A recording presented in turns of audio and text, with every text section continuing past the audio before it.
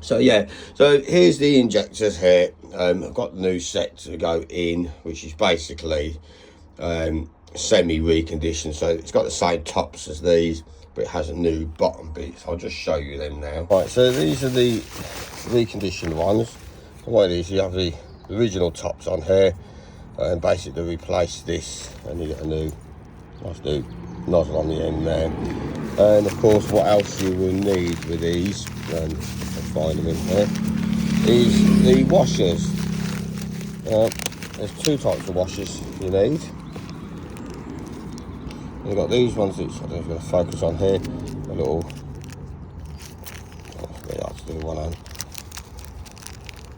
They have like a little lip around, if you can see, little bevels. And you need these as well. So yeah, let's get on and see how we get on. Right, so first things first, I think I'm going to try and remove this from here. So I've got access to this pipe here. I can undo this.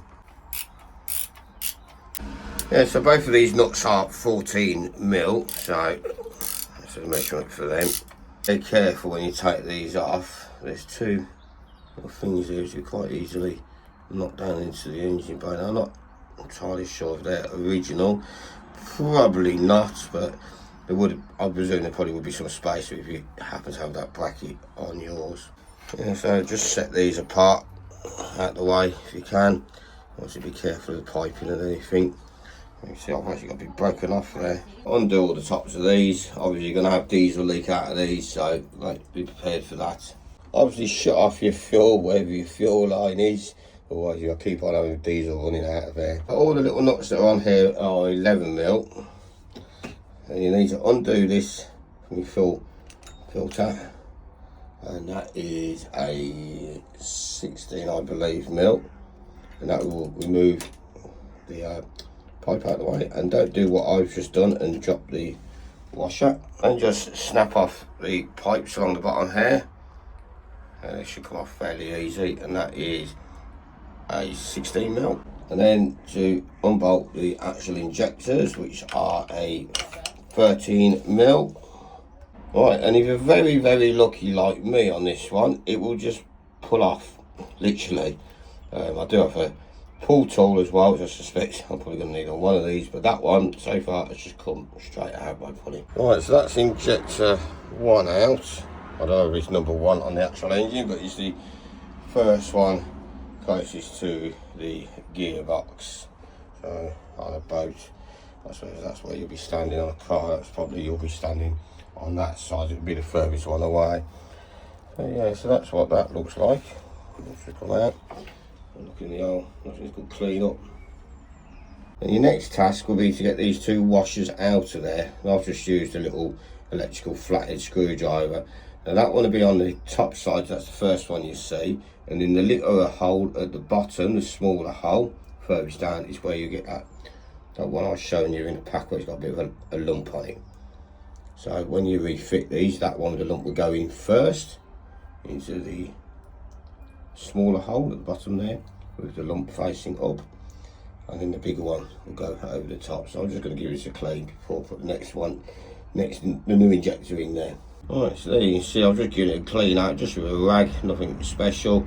I have some videos, people drilling out the hole in there if there's soot in there or whatever. I personally can't see anything in mine. So yeah, so straight with the washers in there and the injector. Right, so this is the first one to go in with the bevel upwards, facing towards you, not downwards like that, so it goes in that way up. See, that's all seated in the bottom there with the beveled upwards. As you can see, my new injectors actually come with the one washer, but they don't come with that beveled one, so make sure you order them beveled ones, or make sure your injectors at least come with the washers and that beveled one. There you go, so you can see both of them washers in there. I'll do a little comparison before I plonk it in of the old one and the new one. As I say, these back bits are old, so these are reconditioned. This front bit here, from here down, is brand spanking new. So here's the old one, and the first thing I can see, there's no point on the end of this one. There's a point on the end of that one, so obviously this is going to spray a lot better than that one was. Apart from that, I wouldn't know any more about these injectors apart from what I can visually see. And just nip these up with your 13mm spanner. Don't need to over tighten them, but kind of fairly tight, but not too tight. I'm sure there's probably a torque setting, but it's not something I tend to use. Right, so on this one, I've just reattached this pipe, which I believe is a 16mm spanner. Obviously we're going to have to loosen these up when it comes to bleeding later on when we've got all of these done. So I'm just going to work my way down these now. Alright, so I've 3 injectors down. All 3 of these, this one and this one, all pulled out by hand. Just wiggled it off. This one, however, is being a sod, and the removal tool I've got is the wrong one. So I'm going to have a little play around with this a bit more. Maybe just give it a little few taps with the hammer and see if that gets it off. Yeah, so I've got the awkward one out. As you can see, the bolts come out the other end, which is not really an issue. If we look inside this one, you see this one's quite wet inside. So that one could have been the problem injector. So yeah, let's get that all cleaned out, get the washers out and get that one replaced. Right, so we're all connected up. I've bled the system. I only had to bleed the top pipes here. I didn't have to bleed anything else in my case. In your case, if one of you guys are planning on doing this, you may have to go further back on the system and bleed other points as well. But generally, that's all I've had to do is then for nice and easy start. So yeah, don't do this when you're not feeling good, because it just wipes you out. But yeah, I'm pleased that's done. One of the injectors that come, the new ones, I should have checked them before I even tried putting them in, had a crack down it, so that's got to go back. So one of the injectors had to go in as an old one. Now, as my problem is, I've got oil going into, sorry, diesel going into the oil, so I'm going to have to change this. I don't know if you can see that there, but it's the fuel pump thing on it.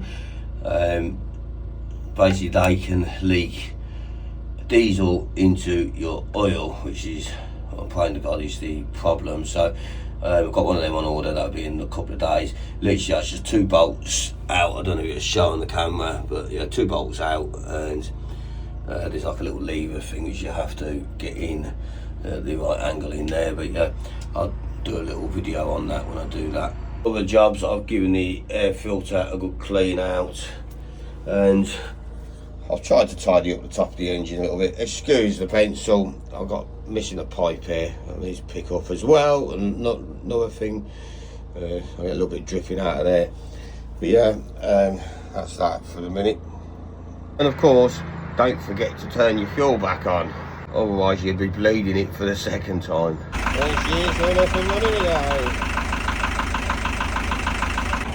There's the smoke, bear in mind she's still cold.